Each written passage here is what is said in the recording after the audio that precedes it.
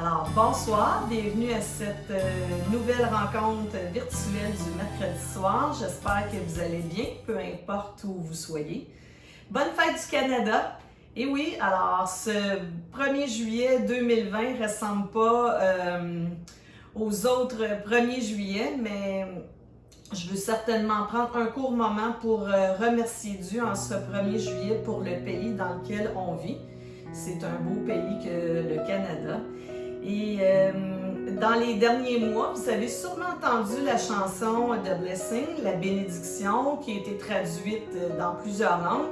Et ce soir, c'est ces paroles-là de bénédiction qui se trouvent dans Nombre 6, 24 à 26, que je veux prononcer sur le Canada et sur tous ceux qui y vivent. Alors, Nombre 6, 24 à 26, que l'Éternel te bénisse et qu'il te garde. Que l'Éternel fasse luire sa face sur toi et qu'il t'accorde sa grâce. Que l'Éternel tourne sa face vers toi et qu'il te donne la paix.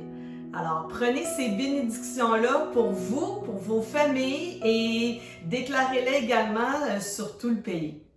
Alors, sans plus tarder, je veux en venir à notre discussion ce soir. Je veux vous partager une parole qui m'encourage fortement.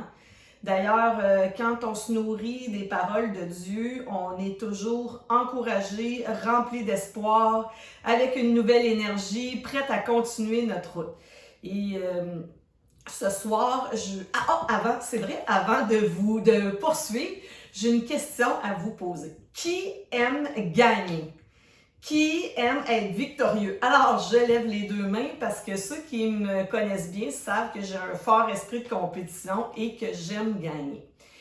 Imaginez-vous le sentiment, la sensation qu'on a quand on est dans l'équipe gagnante, quand on est dans l'équipe victorieuse, quand on est du bon côté. Imaginez-vous quelques instants ce sentiment-là. J'aime m'imaginer ce sentiment-là. C'est un sentiment de triomphe. Et ce soir, je veux parler de triomphe. Je veux parler de triompher. Et la parole d'encouragement que je veux partager avec vous se trouve dans 2 Corinthiens 2, 14. C'est la version sommaire dans laquelle je vais lire. « Je ne puis que remercier Dieu. Il nous associe toujours au cortège triomphal du Christ par notre union avec lui. Et il se sert de nous pour répandre en tout lieu, comme un parfum, la connaissance du Christ. » Alors, Dieu nous associe à son cortège triomphal. Youhou! Alors, on triomphe. Et il y a une autre, dans la parole de vie, il y a une autre façon de le dire, le défilé qui fête sa victoire. J'aime bien être dans un défilé victorieux. Alors, je m'imagine la scène, c'est comme une parade. Et à l'avant, il y a le cortège de l'équipe gagnante triomphante et on fait partie de ce cortège-là, de ce char de victoire-là. C'est vraiment l'image que j'ai.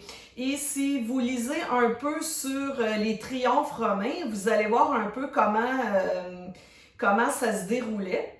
Et ce verset-là peut faire sûrement appel au triomphe romain où il y avait aussi beaucoup de fleurs. Alors, on parle d'être le parfum qui répand la connaissance du Christ. La connaissance du Christ, c'est la victoire de la croix. C'est ça, la connaissance du Christ. Alors, on porte cette victoire-là en nous parce que Dieu nous a associés à ce cortège victorieux-là. Imaginez ce que ça veut dire. Et je suis allée regarder quelques définitions qu'on peut donner au mot triompher. Je vous en partage quelques-unes. Alors, ça peut être triompher de quelqu'un. C'est avoir l'avantage d'une manière éclatante, remporter un succès total sur quelqu'un. On peut penser au triomphe dans ce sens-là. Un synonyme, ça pourrait être écraser, surclasser, vaincre. Alors, il y a quelque chose de fort dans ce mot triomphe-là. Évidemment, ça peut être triompher de ses adversaires, de ses concurrents, de ses rivaux. Ça fait appel à une victoire éclatante. Et triomphe aussi, ça peut être dans le sens de joie extrême, exaltation de quelqu'un qui est sûr de l'avoir emporté. Un petit air de triomphe. Le sourire de triomphe nous habite parce qu'on est dans ce cortège triomphal auquel Dieu nous associe.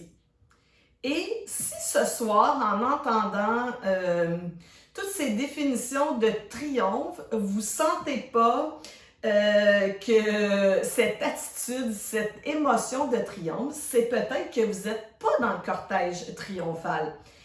Et ça ne dépend pas de Dieu, ça dépend de vous. Parce que Dieu nous entraîne sans cesse. Une autre version va dire Dieu nous y entraîne sans cesse. Il nous y associe, comme on a lu précédemment. Il nous y amène. Alors, peu importe où Dieu va nous conduire, il va toujours avoir ce triomphe-là. Alors, débarquez pas du char, débarquez pas dans la parade, là, dans le char, le char du triomphe, débarquez pas de ce char-là de triomphe. Et le triomphe, on pourrait penser que peut-être, que ça fait que c'est le triomphe sur nos circonstances. Et ça peut être le triomphe sur nos circonstances, sur nos maladies, sur les situations difficiles de nos vies. Mais c'est également le triomphe sur nos pensées, sur nos émotions. Alors, quand on pense à triomphe, c'est également pour nos pensées et nos émotions. Est-ce que ça vous est déjà arrivé que vos pensées ne vous mènent pas au triomphe, mais plutôt que vos pensées tournent en boucle et ils vous amènent partout sauf dans un endroit de triomphe, surtout un endroit de désespoir, d'endroit sans issue. Alors, ça m'est déjà arrivé d'être dans ce tumulte-là dans mes pensées. Je crois que j'étais vraiment sortie du char de triomphe, du défilé de victoire dans lequel Dieu veut que je me trouve chaque jour. Et ce cortège de triomphe, c'est intimement relié à la foi. La foi, c'est pas de nier les faits ou les circonstances qui sont devant nous, pas du tout. Mais c'est l'habileté de voir à travers la réalité, de la fidélité, c'est voir la réalité à travers la réalité et la fidélité de Dieu, son habileté surnaturelle à accomplir les promesses qu'il a déclarées sur nos vies. Alors, on voit les circonstances, on voit les faits, mais on est capable de voir la grandeur de Dieu dans ces faits-là. Et pour être capable de briser ce cercle de négativité-là qui peut tourner en boucle à travers nos pensées, on doit saisir la différence qu'il y a entre les faits et la conclusion qu'on fait à partir des faits. Et un bel exemple de ça se trouve dans Nombre 13 où les 12 espions sont allés explorer le pays de Canaan et ils reviennent et ils vont faire un rapport à Moïse. Alors, il y a 12 espions. Et dans Nombre 13, 27 à 33, voici ce qu'ils racontèrent à Moïse. « Nous sommes allés dans le pays où tu nous as envoyés. C'est vraiment un pays où coule le lait et le miel et en voici les fruits. Mais le peuple qui y habite est puissant, les villes sont fortifiées, très grandes, alors, etc. » Alors, 10 espions sur 12 rapportent les faits, mais teintent les faits avec leur perception, avec leur conclusion à propos des faits, à propos de la situation. Tandis que Josué et Caleb ont vu la même chose, vont se mettre d'accord avec les faits, mais ont une toute autre perception de ce que Dieu peut faire, veut faire pour qu'ils puissent s'emparer du pays. Alors, dans nos vies, c'est la même chose. Devant une situation qu'on ne peut nier, ça ne veut pas dire être une autruche, la foi ne fait pas ça, la foi dit « Qu'est-ce que mon Dieu peut faire? » Alors, c'est ça que la foi fait. Et très souvent, les circonstances ne sont pas le problème, mais c'est plutôt les conclusions ou la perspective qu'on a par rapport à ces circonstances-là qui sont le problème. Et cette conclusion-là, cette perspective-là est de notre ressort. Alors, il y a des faits qu'on ne peut pas changer, des circonstances qu'on ne peut pas changer, Mais le regard qu'on porte sur ces circonstances-là, on peut le changer. Nos conclusions à propos d'une circonstance sont plus importantes que la circonstance elle-même. Et comment on réussit à avoir une nouvelle perspective, à tirer une autre conclusion sur les faits? C'est en renouvelant constamment nos pensées et avec la parole de Dieu. On a une propension, une facilité à imaginer des scénarios qui sont bâtis en fonction de notre passé, en fonction de notre potentiel humain. S'inquiéter, c'est méditer en mettant pas Dieu dans le portrait. Mais on peut faire la même chose, s'imaginer des scénarios où la main de Dieu est présente. La foi est visionnaire. Alors, la foi se sert de notre imagination pour voir une réalité différente à propos des faits qui prennent place dans nos vies. Alors, on connaît bien ce verset-là dans Romains 12:2. Qui dit « Ne vous coulez pas simplement dans le moule de tout le monde, ou même dans votre propre moule dans lequel vous avez établi des patterns de pensée depuis que vous êtes né.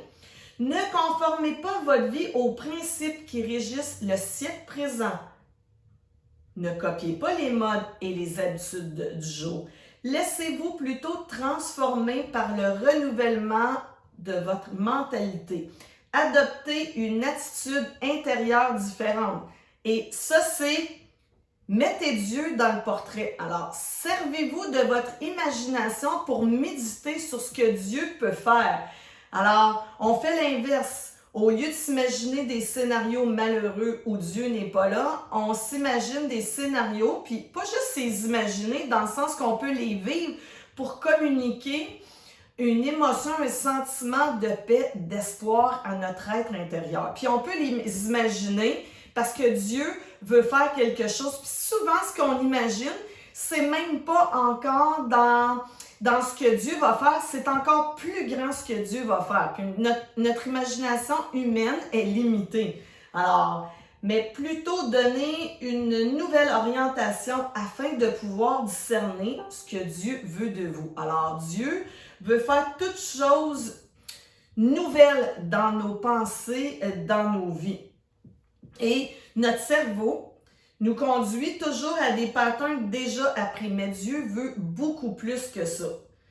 On ne doit pas se laisser mener par nos émotions qui interprètent les faits. Souvent, qui ne l'interprètent pas d'une bonne façon. Alors, intentionnellement, on peut décider de croire à plus.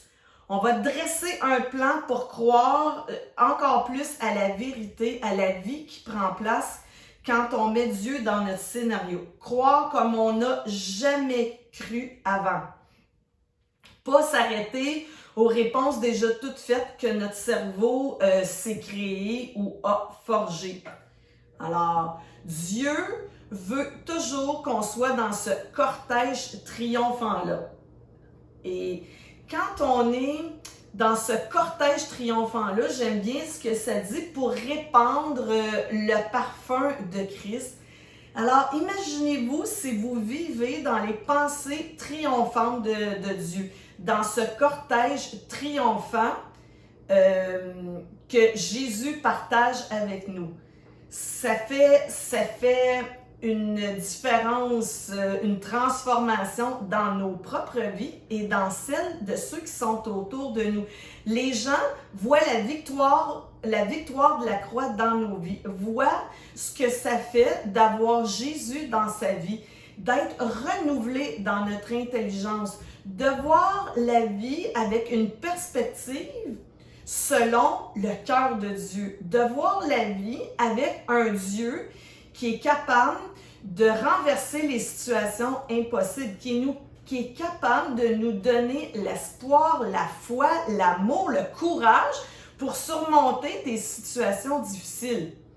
Alors, mon Dieu est capable de tout faire et il nous embarque dans ce cortège-là triomphant. Alors moi, ça m'encourage vraiment cette parole-là, que je suis dans ce cortège triomphant, dans ce défilé de la victoire et qu'à travers moi, Dieu veut répandre ce parfum-là autour des gens pour que d'autres embarquent dans ce cortège triomphant-là. Merci Dieu de nous associer à ce cortège triomphant-là. Et ce soir, en terminant, je veux qu'on prie pour qu'on puisse rester dans ce cortège triomphal-là. À chaque jour, on peut renouveler nos pensées et visuellement rester dans ce cortège-là triomphal. Alors Jésus, merci parce que c'est toi qui as remporté cette victoire et que tu la partages avec nous. Alors, en toi, par ta mort sur la croix, nous avons la victoire dans nos émotions, dans nos pensées, dans notre perspective sur nos circonstances, sur les faits de nos vies qui ne sont pas toujours à la hauteur de la réalité du ciel. Mais Jésus, tu partages avec nous cette victoire et tu veux que nous la fassions nôtre. Que ton nom soit loué dans chacun de nos vies, que nous puissions être ce parfum parce que nous avons saisi ta victoire et que nous restons dans ce cortège triomphal. Alors, bonne fin de soirée et n'oubliez pas de rester dans ce cortège triomphal pour célébrer la victoire que Jésus vous a acquise à la croix. Alors sur ce, je vous dis bonsoir et à dimanche.